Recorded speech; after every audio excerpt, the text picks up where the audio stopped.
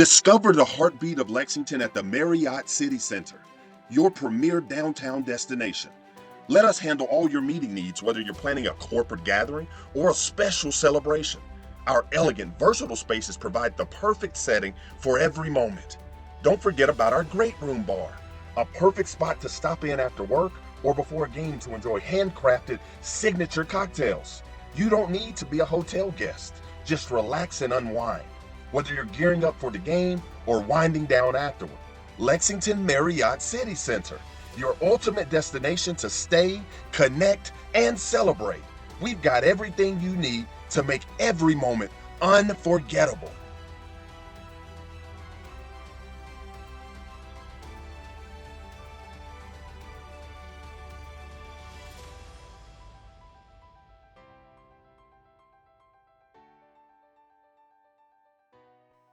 Can't believe it. We're a quarter of a way through.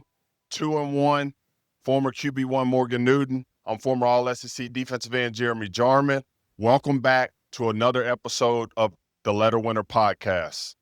New, once again, a lot of sights and scenes around college football and also NFL football. What are a few that stand out to you from this past weekend? Yeah, it was a great week for football. I always start on Saturdays. We got a chance to see Georgia, Tennessee, which was a good game. That came on right before our game.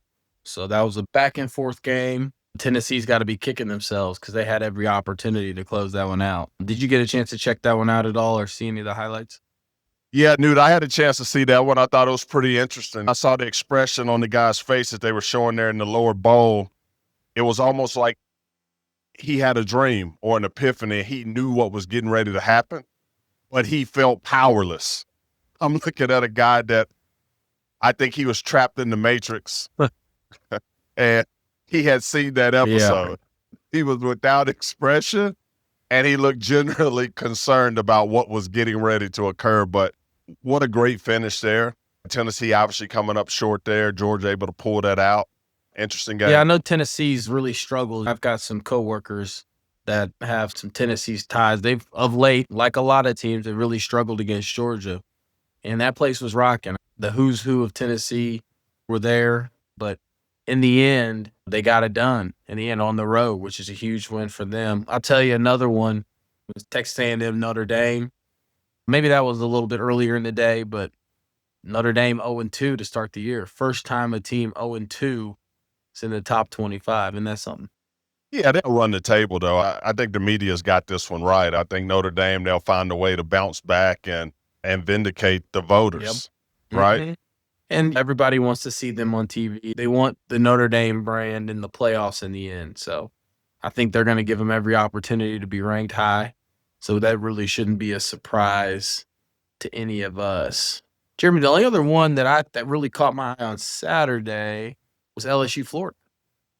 Big time rivalry from back in the old days, East and West, the SEC East, SEC West. LSU now 2-0. It's not looking good for Billy Napier. No, it's not. Florida now 1-2. I got a stat for you. The Florida defense has given up only 2 touchdowns on the season, but they got 2 losses. Wow. And to build on what we talked about last week, that snow is starting to accumulate on the ground there in Gainesville. Yeah. And reports out of the football facility are Billy Napier, he's standing up in meetings. Do with that what you want, but it's not looking good there in Gainesville right now. Yeah, I had a coach say it's getting late early in Gainesville. It's getting late early. So, yeah, that was Saturday.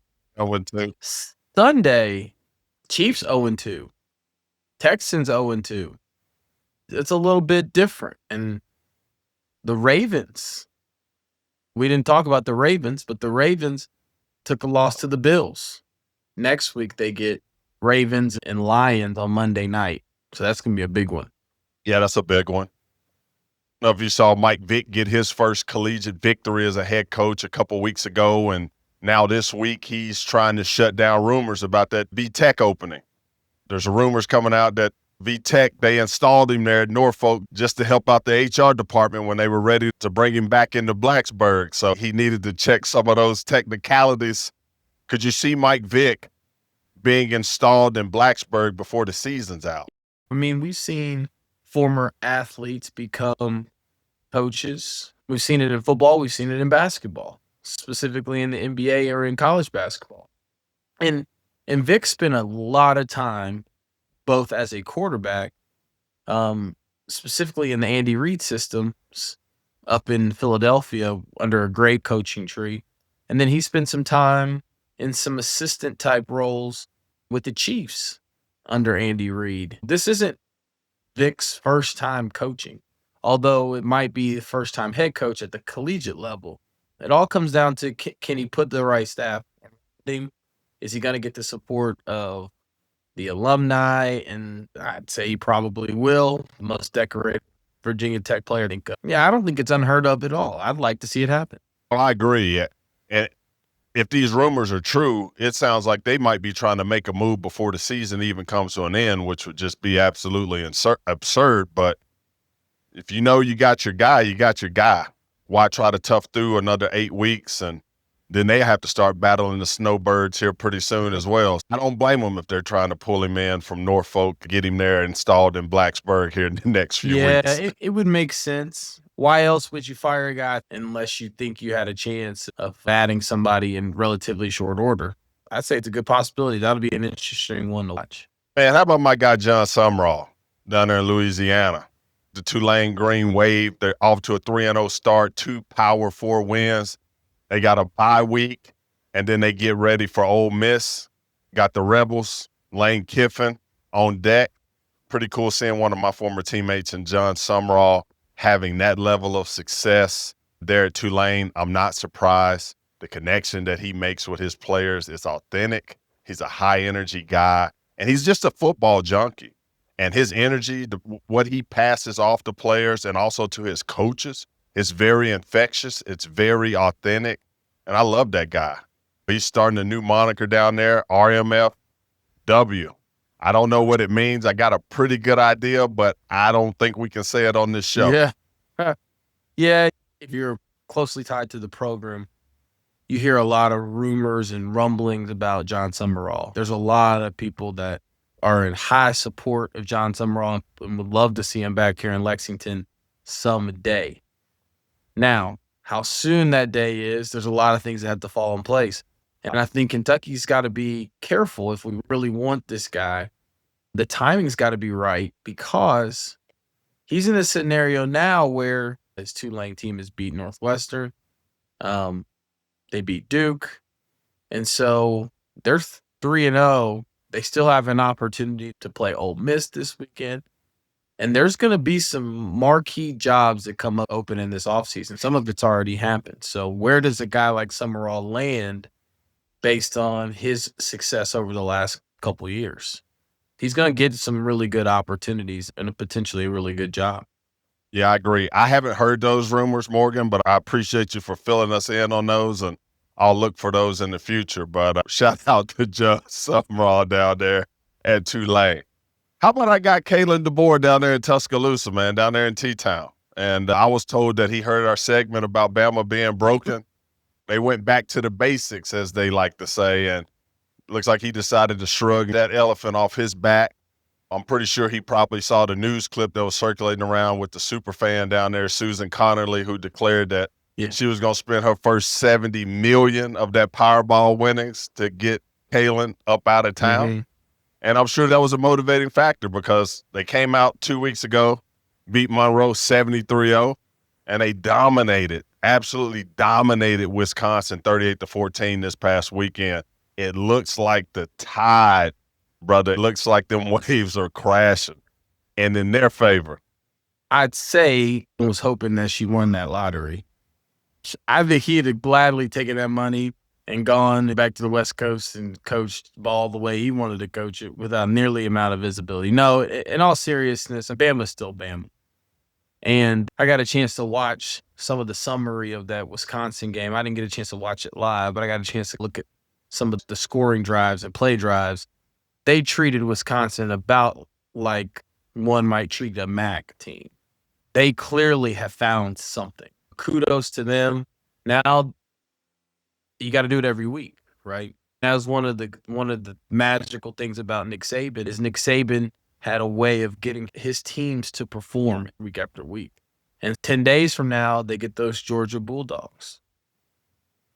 And then they got to play a ranked Vandy team. And then they got to play a ranked Missouri team. And then they got to play a ranked Tennessee team. Good job. You beat Wisconsin this week. Now you got to go do it for the next month. How about them Vanderbilt Commodores? Took them ships right off the coast of Columbia and took it over. Anchored down Columbia, Charleston. Took the whole state. I think Packed it up, took everybody back on the ships. 31-7 in Columbia. Vandy goes in, a team that we talk about potentially our schedule, Morgan. When we look at our schedule, potentially going into this next 4 games being outmanned. Hell, when I look at Vandy's schedule, on paper, it looks like they're outmanned every week. And they go into Columbia and they pull off a full throttling down there, 31-7 of a good South Carolina team. Obviously, without their quarterback who suffered some type of injury there, and we wish him well. But Vanderbilt looked dominant. they did. They looked like a team that should have been ranked to start the season. They do, Jeremy. And look, I think there's a couple of things that you have to think about, too, with this Vandy-South Carolina matchup. Clearly, Vanderbilt returned some really good players, specifically the quarterback, Pavia. South Carolina's learning that you got to do this year to year also. Vanderbilt and that staff, they seem to be built for success and to be under the radar. And South Carolina, they were on that SEC show this summer on Netflix. A lot of conversation about Beamer and Sellers. They were maybe they started to read their press clippings a little bit, to use the old football adage. Maybe they started to read their press clippings because not only did they get beat, yeah, exactly, they got handled at home in the league against Vanderbilt. There's some people asking some questions in Columbia this week. They like their football in South Cackalack, and I've played there. That's a hostile place to play. To get throttled like that at home with that type of a fan base, that type of support behind you, that was a full-on collapse. We'll see how they bounce back. Hopefully not well for the next few weeks. And we're able to get in there and serve a no-knock warrant and get out of there with a victory. We said we weren't going to be political on this show. Sorry. There you go. And let's talk about your Colts. Let's talk about new principal owner Carly Ursay-Gordon. I've seen the clip circulating around that found my algorithm. Her looking pretty locked in, pretty intense there on the sideline. For a minute when I saw it, I thought it was Secret Service. I thought she was down on the sideline. I saw the earpiece. I saw the focus. Didn't know what she was looking at. Then I had to get some context. And I didn't know that she's piped in with the OCs and the DCs. She's writing down play calls, and she's watching it down on field level. What are your thoughts on that level of management being involved in the day-to-day operations of an NFL football franchise? Yeah, Jeremy, the Colts, for me, and the Pacers are the teams I grew up watching. On the TV about the size of a modern-day laptop. It was the screen as wide as the TV was thick. Is how I watched my Colts games. And if the Colts lost, I was mad for at least a day, maybe even a couple of days if the Colts lost and they didn't play well. Now, fortunately for me, I grew up in an era where they played really well a lot. But the Ursays have always been great owners. Jim had his style. I have no problem seeing her involvement. I think it's a good thing. And as a matter of fact, it might be troubling if she is that involved for a long period of time. But I think if you're serving a city, you're serving a fan base, I think you would rather be viewed as all in than somebody who's maybe passive and just sitting on the side. Sitting up in the suites and giving toast on Sunday and not really paying attention to how good of a product is out there on the field. That's exactly right. I see it as a good thing. I like that she's involved and she's locked in. Now, does she know what she's listening to? You can say it's a decent chance she probably doesn't. There's a lot of nuances to NFL offenses and defenses, communication, so on and so forth. But we talk about it like boosters pay their money to support a college program, and they want to have at least some ancillary say into the key decisions. I think the ownership deserves, based on their investment in the program and they sell, they're going to be benefactors. I think they deserve to be as clued into what's going on as anybody, if that's how they choose to run their business. I agree, man. Sending a lot of hugs and prayers to NFL great Randy Moss, who got to ring that bell recently, completing cancer treatments. Somebody close to home for us, Josh Hines Allen, they got to ring the bell recently as well for his young son, Wesley, who completed some cancer treatments, I believe, down there in Jacksonville.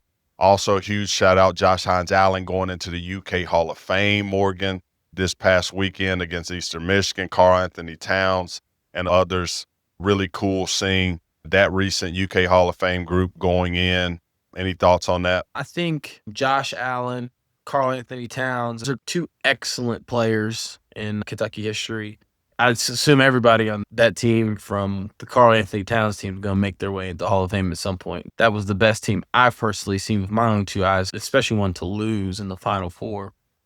I think we talk about the Stoops era, Josh Allen, Hines Allen.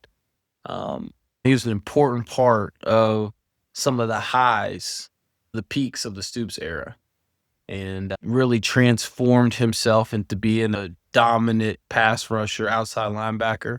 He's a great representative of our university. Congratulations to everyone that was inducted. Last weekend after the Ole Miss loss, Stoops cut to the chase pretty quickly. His words, when asked a question about quarterback play, he said, "I'd like to see Cutter." 25% of the season, Morgan, is complete. What do we know about this team now going into a bye week with 2 wins, 1 loss? I think we alluded to it a little bit last week. And granted, you and I both have different connections to and around the program. He wasn't perfect. He was 12 for 21, 2 touchdowns. But Cutter clearly pushes the ball down the field. And if you are thinking about how you can be successful offensively, efficiency's got to get better. But with this run game and having a guy like Cutter pushing the ball down the field, yards per attempt high, that's critical to the success of what this team could be. And it's just unfortunate that having one more big play down the field or one more opportunity down the field could have been the difference in winning the Ole Miss game. Because we were right there in that game and had an opportunity to win it. And was just a little bit disappointed that we didn't get a chance to see that aggressive play caller in that game. Water under the bridge, but I think it was promising to see that the offense had some explosiveness with Cutter under center. Yeah, they doubled up the amount of explosive plays in the offense this past week. My question for you is, would Zach Calzada have had a comparable or even better performance against Eastern Michigan, considering the quality of the opponent? Maybe. Does that matter? I think it matters to some degree. I think there's no doubt that the competition was different. But even against an accurate team, we didn't push the ball down the field. 12 for 21. Low efficiency. And again, I'm supportive of Zach Calzada, but he was that low of efficiency and he was not pushing the ball down the field. And to me, there's a big difference between those two types of scenarios. So it's something that they've got to continue to do. They got to be very intentional about. Yards per attempt was high, but the other thing that was high, you look at the box score, look how many more people were involved in the pass game. That's another thing. When I looked, you had, I believe, 8 receivers that caught a pass in that game, 2 touchdowns to tight ends. I mean, we hadn't seen that type of distribution yet this year in the receivers being involved in the game plan. But that was a great positive to see. Looking at the business of college football, particularly for quarterbacks, is it safe to say that Zach Calzada chose to come to Kentucky because he knew that he would be the day one starter? He's going to be intentional with his agent or whoever is helping him make these decisions about choosing a location where he knows that he can go in and play immediately, that there's not an immediate threat in the quarterback room. From what I've seen from Cutter Boley, obviously limited action. He looks like someone, to me, that would be threatening to a transfer quarterback on paper and in person. Jeremy, we've had this conversation and discussion. It's important to understand what position was UKN going into the offseason at the quarterback spot. You lose Vandergrift. You have a couple of young guys coming in that were recruitable guys. You had Cutter going into the offseason, but even Cutter had played, I think, 2 or 3 games, part of the game against Texas and 2 games to finish the year, and really didn't have his best game against Louisville. I think they had to go into the offseason and try to get a couple of more quarterbacks. Now, one being Bo Allen, of course. Glad we have him back. But they needed to go into the market to get a quarterback. The challenge all along, and this is just unfortunate, in order to go get a quarterback in the free market, you've got to pony up and pay the dollars to get him. And I don't know the specific numbers, but if I had to speculate, I would say that whatever it took to go get the quarterback in the free market were more than what it took to recruit Cutter into UK. So now, could they have gone and maybe looked for somebody that was going to be Cutter's backup? Certainly. But I think they were trying to go get the best player that they could get going into an SEC schedule with a guy, Cutter, who'd only played 2.5 games, 3 games, and not have a very deep bench of quarterbacks. And so I just think it was the perfect storm, perfect scenario that set the university up to have to play him early in the year and at least give him a shot, Jared. I think that's what happened. I think that's why we started where we started. Something stinks to me. I got allergies. I take my Flonase, all of these things, but it's there, the odor. I can't get past it. Not to say that they weren't for Zach, because he also has a body of work as well that he put forward that made the staff feel comfortable naming him QB1. I don't understand this precipitous decline in play from spring, fall, through the first 2 games of the season, one of which against a good MAC defense and an SEC team. Maybe it's my algorithm. Maybe it's the echo chamber of my outlets and my connections. But all indications that I had heard this offseason was Cutter was winning the job and more performative in practice, but also getting the lion's share of the 2s reps and not many of the 1s reps. That was a pretty consistent message that I had heard coming out of practice, and really saw that a little bit. I think I went to one of the fan days with my family and saw that to some degree. And I think your point is very fair. We hope and we wish that it's a true meritocracy, but we're not going to get political. That's right. But if you watch, most people that watch saw that it looked different when 8 was behind center. He could go and play at South Carolina and make us all look like we don't know what we're talking about, because road games as a young player and a young quarterback are just difficult. They're tough for a lot of reasons. And so I'm sure there could be some I told you so moments coming over the next couple weeks. But he just looked significantly more comfortable. The field opened up by a long shot. He had 7 or 8 different players catch passes, and the yards per attempt were way high. I didn't see the comparisons and it being particularly close from my vantage point, but admittedly, I wasn't at every practice, so I don't know how every practice looked. I just go off of what you hear. Boley has tremendous upside. We talked last week about wanting to see some of those wild plays. We saw them. We saw the flash. We saw him get out of the pocket on occasion. We saw the deep out. We got those things that I said that needed to be palpable to keep the fan base on the edge of their seat. We got that from Cutter. There's a sentiment, I feel, amongst former players that there's a governor on Cutter right now. Governor meaning limiting exactly how fast they're allowing him to go and run.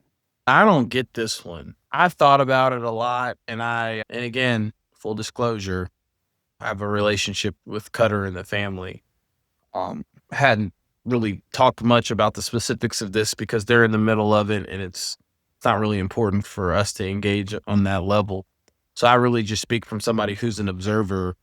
I don't have any insider trading secrets because we don't engage at that level, but I don't see it being all that close from my point of view. To your point with the talent, I think there's some protecting going on. I think it's clear that the last couple of years we haven't won as many games as we would like to win. So maybe there's some doubt that's crept in about the security of jobs and trying to win games because it's challenging. I've told some friends close to me, really what we should do is we should watch Cutter play for a month, 6 weeks, let him gain the experience, let him fail, let him struggle, let him make mistakes, and then let's look up in 4 to 6 weeks and see what we've got. Because from my viewpoint, if we do this right, if we support him and we let him work through some failure, you might look up in 4 to 6 weeks and his career is on the trajectory of an Andre Woodson, Tim Couch, or Jared Lorenzen, some of the best Kentucky quarterbacks that have played for this program. He's got that kind of talent and those types of tools, but you have to work through it. And this is speaking from experience. Gaining the right sort of support and being able to work through it and get those snaps and get those reps is going to be crucial for him. And maybe it just means that from a program perspective, we do it a little bit different because in recent years, we haven't had a lot of homegrown quarterback success. Yeah. So maybe we need to look at it differently. Morgan, I had a really cool college experience at UK. When I was in the dorms, I lived in Smith Hall, which was the international dorms. We had kids represented from about 50 countries. When I travel out of the country, I've made a lot of stops in different European countries. Probably about 6, 7 years ago, got down to South America. I spent a little bit of time down there. I remember in college studying military coups, particularly those in South America, Pinochet being one of the big ones, and just kind of learning about how those take place. Cracks emerge and leaders always accuse foreign intelligence agencies of facilitating dissent that causes those cracks to essentially break wide open. And there's usually a little bit of truth in that, but there's always internal or domestic support for regime change too on some level in some of those places. There's a flow of money, a flow of tools that tend to come from outside in, and they help ripen it for regime change. And I'll tell you, this past week, there's been a lot of chatter in our LetterWinner Discord chats. A lot of former QB1s that I've run into in the last week or two that are just like Mark and have been basically sharing that sentiment of what Mark shared last week of, I want to see Cutter. It's bursting at the seams and it's glaring that Cutter is him, that he's QB1, and that the people that love this program the most, they want to see Cutter be QB1. He's him. And I understand, or I can sympathize. I can't empathize for Bush Hamdan because I've never been a play caller on that level. We talked about it last week. The extent of my play calling was 80 pie flag football. But it's a little scary giving the reins to a younger player, a guy that could be perceived as being a wild card, a guy that maybe his practices aren't as crisp as a seventh-year senior in Zach Calzada. When I see Cutter get out there on Saturdays, he's what gives a lot of coaches nightmares. He's a gamer. He's a guy that does things potentially on game day that they didn't see during the week. A guy that elevates his play once the adrenaline starts to flow through his body. And I think that scares and can confuse any coach. And I just want to throw my name in the hat for Cut, because this is how I feel. He's him. He's a gamer. I only want to see Cut. And if he were to struggle at South Carolina or one of these upcoming games, and Mark felt the need to demote him and move him back to QB2, this is what my depth chart looks like. Cutter Boley, QB1. If he gets demoted to QB2, then that next week we're starting QB2. That's my depth chart. Cutter Boley, Cutter Boley, Cutter Boley. I'm prepared to sit through and watch him, QB1, QB2, QB3, have ups and downs that any other player has over the course of their college career. He's him, bro. The plays, the vision, hopefully the commitment's there. Like I said, I don't know what his after-school activities look like. If he needs to get some things cleaned up, let's get them cleaned up.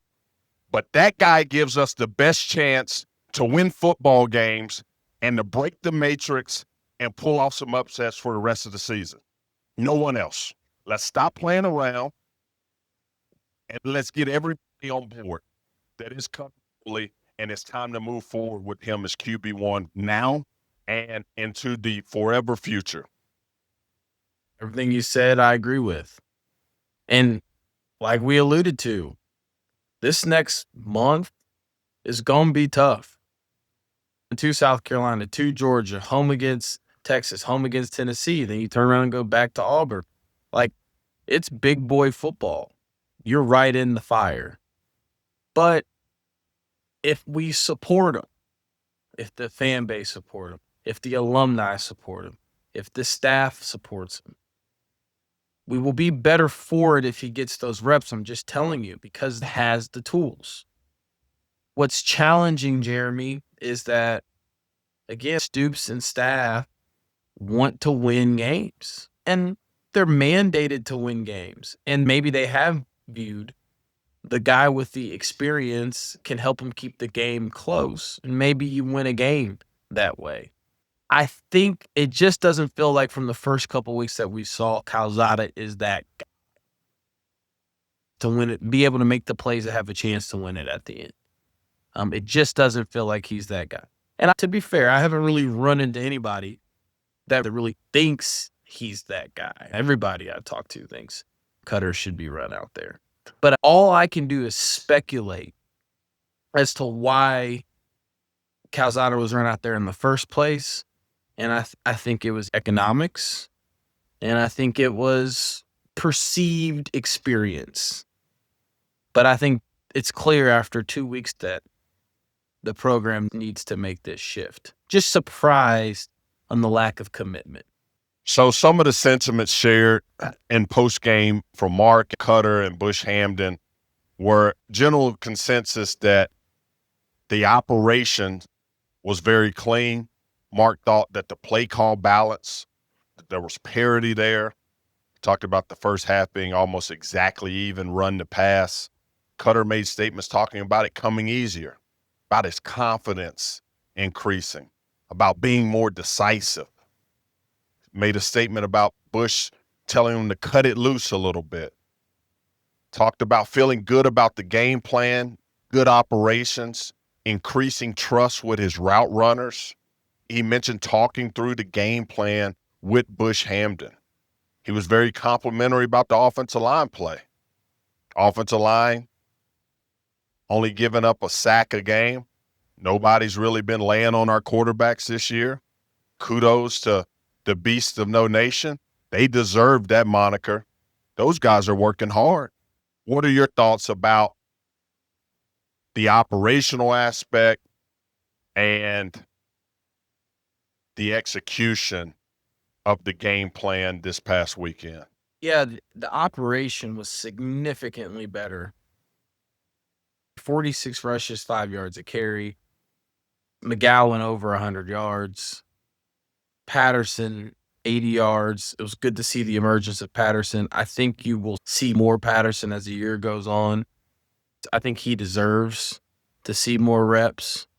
I thought Dowdell maybe not quite as efficient as the other two backs, but still brings a physical presence to what we do offensively. And then it was good to see Kendrick Law getting handed the ball, a guy that can impact the game in a few different ways. Yes. On the pass side, 20 yards of completion. Wow. You know what I mean? 20 yards of completion. That number is significantly different than what we were seeing in previous games. Significantly different. That's not dink and dunks. We're talking about getting the ball down the field, taking shots down the field. That's the type of guy that you want and the type of offense that you want to accompany 5 yards of carry, 5 yards of rush. I thought the operation was significantly better. Historically, haven't been the best out of bye weeks, but we'll see what they're able to accomplish this next week and a half before having to go down to Columbia. The Kentucky tight ends have emerged in Bush Hamden's offense here in year 2, behind tight end coach Derek Shea. I saw Josh Caddis where he spoke about the impact of the new tight ends coach Derek Shea. He described him as being inspiring, an excellent motivator. Can we expect for that to sustain, or does Kentucky have to figure out ways to get the wide receivers involved in the offense? I know the passing attack, it was improved, but still the wide receiver group only had 6 receptions. However, we had 5 explosives in the passing game, over 15-plus yards.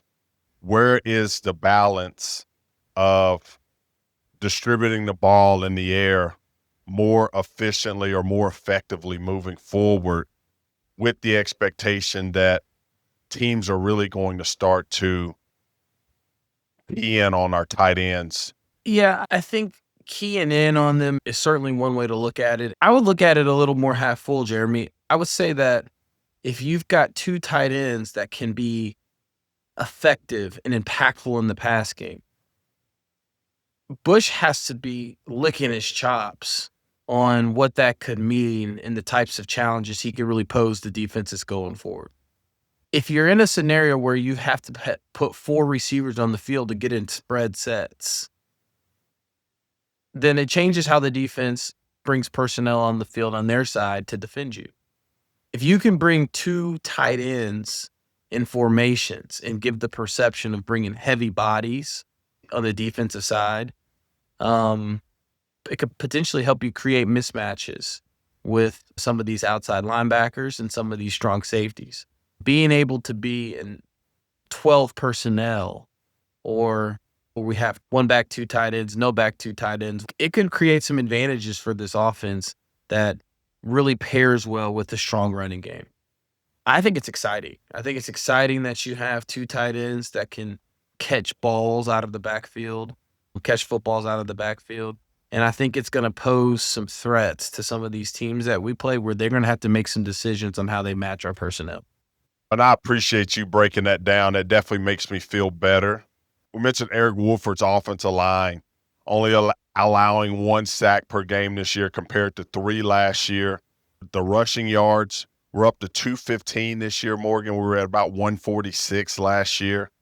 I think you got to give Eric Wolford and his crew, you got to give them an A-plus grade through the first 3 games of the season. It's a group that just continues to look like they're getting better. Wolford was another, are we sure we want him back type hires. There's a lot of people that felt that way. I think it's proven this year that they put an emphasis on offensive line play and creating this year's version of the Big Blue Wall. And to this point, they've been very solid. When you have that, it's a strength. It's a type of setup that you can really bring along a young quarterback as well. That's been very promising. See how they look over the next month. Things are going to change considerably with the competition. I need to upgrade some of my tailgate community, because there was a rumor that was floating around that Eric Wolford had been terminated on Saturday before the game. And what had really happened is that the Wofford head coach had been fired on Saturday. Yeah, I'd say you need an upgrade. Look, there's a way you have to win, and having this big blue wall is a non-negotiable for the way that Kentucky has to win. That is clear. Seth McGowan is fifth in the SEC with 275 yards. Dante Dowdell also inside the top 10. Our tandem is ranked third in the SEC behind the Missouri Tigers and Arkansas Razorbacks. A lot of good things happening in our run game behind these two. You alluded to Patterson. We both talked earlier in this season about how we thought Patterson deserved to become a integral piece of this offense because of what he showed in spring, being a dual threat back who can not only run but also can catch the ball out of the backfield. I think that we will see him at some point this season as well, get an opportunity. But how would you grade out our running backs, Morgan, year over year, from last year to this year? They've been nothing short of excellent. Seth McGowan is a fantastic running back. He breaks tackles. He's involved in the pass game. He's involved in pass pro. He's got burst. He can separate. He will run through you, run around you. I saw a great spin move from him in the hole last week. He is a fantastic running back, Seth McGowan.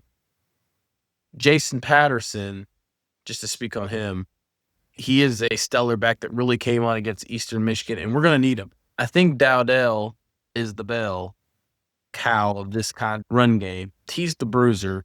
He's the one that's going to punish you when he runs. Maybe won't be at 5, 6, 7 yards per carry, but he's going to make his 3 to 4 yards per carry really count.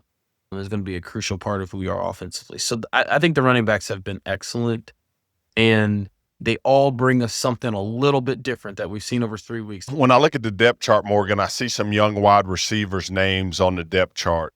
What are some reasons why we may not be seeing some of these freshman wide receivers get clocked at this stage of the season? The wide receiver thing is challenging because there's a lot of variables that come with wide receiver play. One, of course, is how many wide receivers are in a base set for this offense. You know, if you have 2 tight ends on the field, 5 offensive linemen, a running back, and a quarterback, you really only have 2 spots left where you can play a wide receiver. So there's just some offenses where you're going to be able to play 3 or 4 wide receivers on the field, and therefore they get more snaps. Moreover, the first 2 weeks, we didn't distribute the ball to wide receivers very much in the pass game. When you're playing in close games, you're not really distributing the ball to them on a consistent basis. The other thing is Bush is very thorough in his game plans and his strategy. It was discussed that he has installed formations, motions, and shifts going into a given play week. And it just takes more senior, more experienced receivers to be able to execute that and understand that on a week-to-week basis. But I suspect that over the course of the year, you need the depth and that they will show up and contribute in a big way. Morgan, no one on our schedule has looked invincible this season. You mentioned last week that we could be outmanned in some of the upcoming games. And I think that there's teams every single week in college football that win games that are probably outmanned on paper. And they win these games for various reasons. But ultimately, when you go on the road and you win a game in this league, there's usually something that occurs at some point during the offseason, during that week of practice. When you're a school like Vanderbilt, from a messaging perspective, it's probably easier to be able to inspire and motivate those guys for 12 weeks out of the season because of the media narratives, because of precedents, because of slights that come from national media pundits or former head coaches like Nick Saban. And there's always something tangible for Coach Lee to be able to point to and say, they don't respect you, they don't understand the caliber of work that you're putting in, and they don't know what you're capable of. For Kentucky to be effective and be able to pull out victories on the road and then return home in October? Whose job is it to inspire and motivate this team to overcome matchups or scheme limitations? What's the recipe for Kentucky to get some of that success that Mark has had in previous seasons? Are the pieces there on this roster to be able to have some magic this season? Jeremy, it doesn't feel like there's that dominant unit in the conference. There might have been pre-NIL. You would think a school like Kentucky could actually benefit and could, maybe it's leveled the playing field to some degree, but I think it's clear that there's been a distribution, or there's a sense that there's been a distribution of talent. When you watch the game against Ole Miss, there wasn't a substantial difference between the personnel that Ole Miss rolled out there and the personnel that Kentucky rolled out there that I could tell. Now, over the course of the next month, we're going to get an opportunity to see at least 3 teams, probably 4, that are as invested in their football program being successful as any program in the country, maybe outside of Ohio State or Alabama, with Georgia, Texas, and Tennessee. But there is no confusion what those 3 programs are trying to do from a football standpoint. I don't know if you saw the video of the Arkansas athletic director discussing how they were positioned for success in their football program, and I found that to be fascinating. And I didn't see that. I wanted to compare it to how Kentucky people feel about their football team's ability and how they're set up to potentially be a national championship contender. And I would say there's probably some similarities between what a fan base in Arkansas feels about their football program and what a fan base in Kentucky feels about their football program and the ability to be successful. And maybe even championship level of success. So to answer your question on motivation and who's responsible for getting this team ready to go, I think it's a combined effort. I think this time around, I've already seen some articles of Mark discussing, they're going to emphasize being able to play better out of this bye week and try to change some things up. I know he's tried to reach out to get some advice because you should be healthy and ready to go after 2 weeks worth of rest. I think every game on the schedule is winnable in a 1-game season. That's just how I think. I think that you have to improve the pass game operations, and on the defensive side, you got to correct the run fits. That's something that we'll talk a little bit more about next week. What are your thoughts? What was interesting about the schedule this time around is you get this bye week after the first quarter of the season, which is good. Hopefully allows you to get some people healthy. And then you also get a bye week right after Georgia, which is also interesting the way the scheduling worked out. In this league, health is crucial to your ability to perform at a high level. Yep. Sometimes the healthier teams win down the stretch. But when you look at this schedule, Kentucky can beat any of these teams on a given day. There's some teams that more have to go right in order to beat them. But I can tell you, this number 5 ranked Georgia team, it's not the Georgia team that has all these current Eagles players. It's not the same team. If you play a noon game at Georgia, maybe they're not completely awake yet. Maybe you can jump on them and beat them up there. Week to week, you've got a chance in this league right now. Shout out Jay Boulware, special teams coach, running back coach. He may be the lone coach on that staff, Morgan, that exerts that old school energy, constantly yelling and demanding excellence. That's been refreshing for me when I've gone out to practices. You hear Jay. I'm yelling during these special teams periods, emphasizing the little details. Shout out to the freshman CJ Works, 6'5", 250-pound freshman defensive lineman out of Dayton, Ohio, coming off the sideline, snuffing out the fake punt run. I really like the continuity here for Jay Boulware and his units. Field goal unit, things going well in that department. Punt, kickoffs, kickoff returns, Morgan.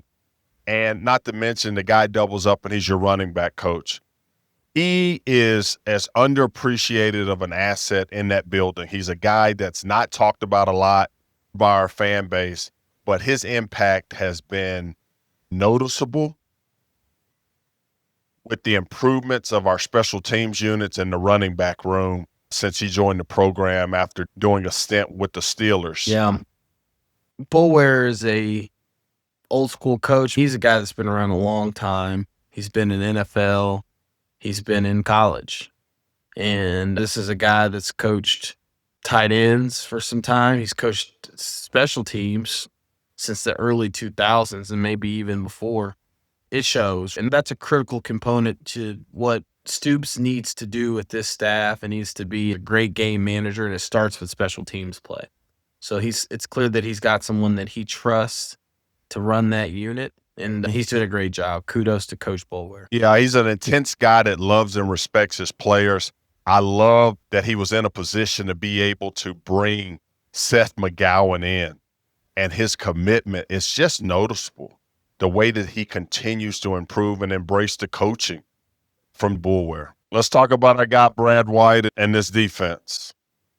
That LetterWinner Discord was jumping this past weekend, just talking those run fits and the issue there, especially on those edges. Not quite sure still what they're asking the defensive ends to do. And Eastern Michigan was able to find some of those soft spots right off the C gap. We gave up 300 yards in the first half to EMU before we were able to stop some of that leakage, as Mark would describe it. To me, it looks like a full-on leak. And that tapped into my algorithm this past Saturday night. I got home late, tossed and turned a little bit, and found myself flipping through the channels, and there were some Flex Seal commercials on. And my credit card got declined. I had to call the bank the next day, let them know that the transactions were legitimate. But I tried to buy a lot of stuff. I tried to buy a lot of Flex Seal to see if I could help plug that leak, because it's noticeable. And I still got to take some time to try to unpack it, figure out exactly what's going on. But I'll tell you one thing that does not help is DJ Waller and Terrion Nichols not being there and available. And I'm hopeful that with some additional rest over the course of this bye week and next week, that these guys pop up on an availability report and are ready to help and travel to Columbia, South Carolina. But I think that there's great effort amongst guys. For some reason, there's some guys that are playing a little slow and not quite sure, I think, where they fit in the run gap at times. Not tackling, not being violent with some of their wrap-up out in space, with some of these hitches. Once again, we talk about these hitch routes, these basic route concepts, the inability to come up and bring guys down. We're almost dead last in FBS and explosive plays allowed of 20 yards and over after week 3. I mentioned last week that I had concerns about what they may be asking our defensive ends to do in this defense and where the linebackers and defensive backs are fitting in the run gaps. I thought they came in and they had an excellent game plan for how they wanted to exploit the bad things that we have put on film. And when you can't fix those bad things, good offensive coordinators, they fixate on them and they add new wrinkles to them, and they figure out how to turn it into nightmare fuel for your coaches and for your program. And I think that's where we are right now with Brad White. He was as mad and as frustrated as I've ever seen him. And they have to figure out what's going on there, Morgan. So I'm hopeful that we're going to dive more in depth next week to talk defense and get some of those guys back. But I'm upgrading it from leakage to full leak. Yeah. Yeah. No, look, I don't blame you. I know we'll dig into more of it next week, but 330 yards in the pass game from Eastern Michigan is troubling. Anytime you let a quarterback go over 300 yards, that is concerning. Giving up 4 yards to carry isn't great either to a team that lost to, Long Island, Brooklyn just a week ago. I know we'll spend some time on this in the future, but part of that formula for being successful is playing really good defense. Now, I will say this, and this is maybe a little foreshadowing.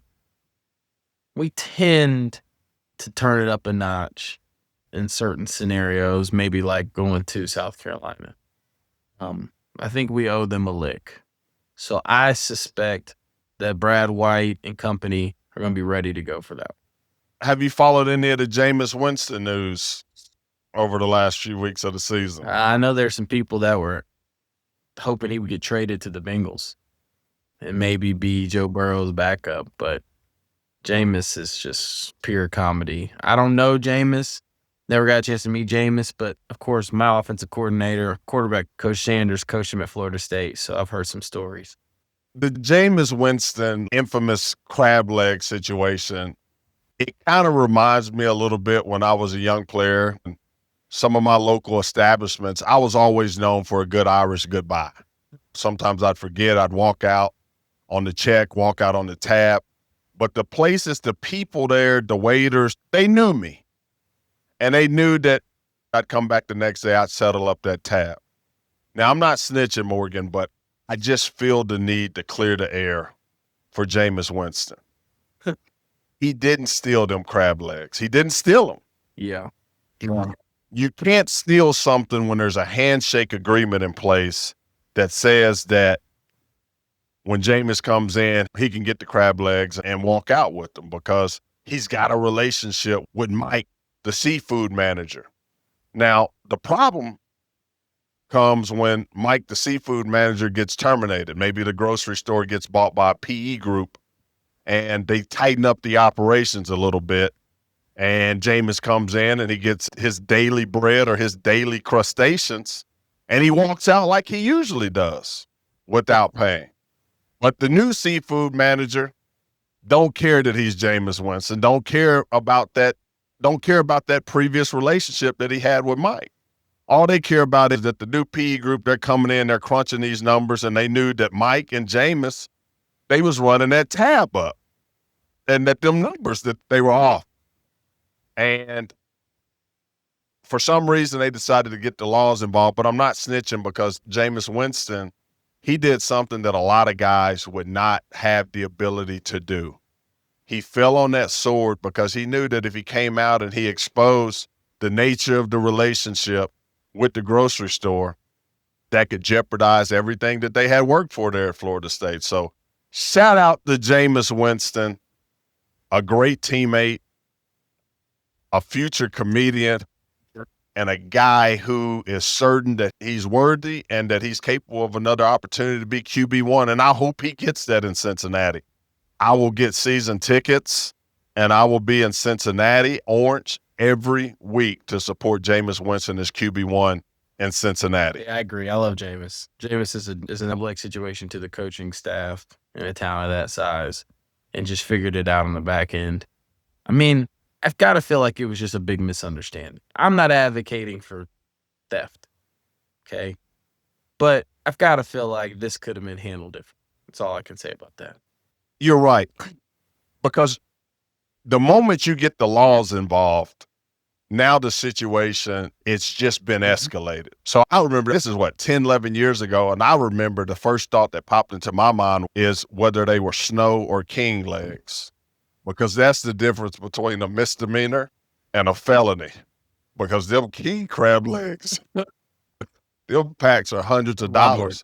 So what does that look like?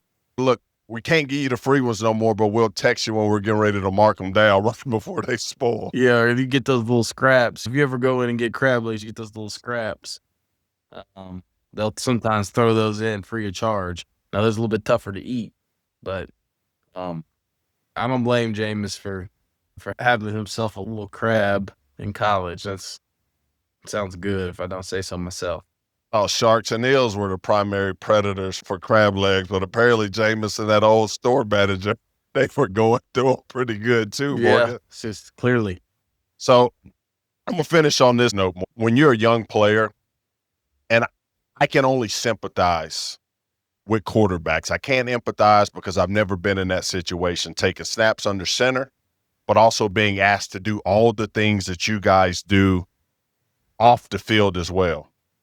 But what I do know from my perspective as a defensive player, week in and week out in the SEC, where you're lining up and you're playing against future pros, you're playing against collegiate All-Americans, and you hear some of these things, Jarmon or Jenkins and these guys will be able to run the football. Some of those things got back to us as players. the school up the road, Western Kentucky, having communications about how they think that they're going to have success running the football against us. Those things get back to players. We hear those narratives. I heard them. I saw them. People really sent them to me and made sure that I saw them as well. And I think that's a role for players that feed off of that kind of energy, that you have some of those people that do a good job of making sure that they send you those kind of things that you can tack up on your wall, that you can read, that you can look at when you're getting up in the morning and you're getting ready to brush your teeth or wash your face. Those reminders that there's Agent Smiths out here, people that they don't know you, they don't ever want to get to know you. They just know that you are another piece on the board for a superpower team to go out and have some level of success against. The national media, the SEC media, they care nothing about Cutter. They care nothing about Mark Stoops or this football team, this football program. That's a fact. They don't believe in them. They don't think that these guys, that they have what it takes to be able to come in and go on the road and win tough football games. And you got to use that as fuel, because ultimately, when it's time to rise up against the system as a player, especially as a quarterback, you have to shoot the printing press and write your own story. Them scripts that they got for you, Cutter Boley, the story's already written. They just haven't put the stats in. Shoot the printing press, tear the story up, and write your own narrative. And that's the message that I have for Cutter. That's the message that I have for these guys as they get into the gauntlet of this season. Guys got to rally around themselves, around the coaches, and they got to block all the noise out, because there is nothing more powerful than 100 and 120 guys that share the same mission, vision, and values, and that decide on a Saturday that they're going to rewrite history, that they're going to control their fate, that they're going to be interlocked, that they're going to be equally yoked, that they're going to be kindred spirits, and that they're going to go and they're going to come out with the victory. You can't take it away from a group that goes out and they have that mindset and that mentality. And I think that this is what the SEC is up against with the Vanderbilt Commodores. I think that they're absolutely 100% for real. These two. And if these teams, if they're looking at the name across this chest thinking that this is just same old Vandy, but that they are going to dog walk some of these teams. And that's what they did in Columbia, South Carolina last week. They are absolutely for real. When you watch that Netflix special, it gave me chills. To see that type of leadership, to see that kind of love, admiration of Coach Kill, of Coach Lee, these guys believe. They believe. And once guys have that kind of momentum, it's hard to take it from them, Morgan. No, it's a great point. I couldn't have said it better myself. And the only thing I'll add, in today's day and age, with the way practices are set up, with how operationalized a lot of this stuff is at the college level, it is easy to go through the motions of a practice week and a game prep week. So easy. And that's the task that this staff has. That's the task that the leaders on this team have, whomever they are, is don't allow this team to go through the motions and not have the ability to control their own destiny and write their own story. That needed to start on Monday.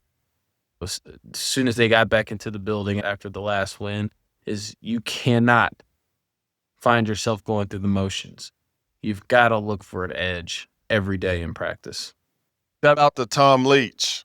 He said in 2007 that 13 was a lucky number. We'll see. We'll see.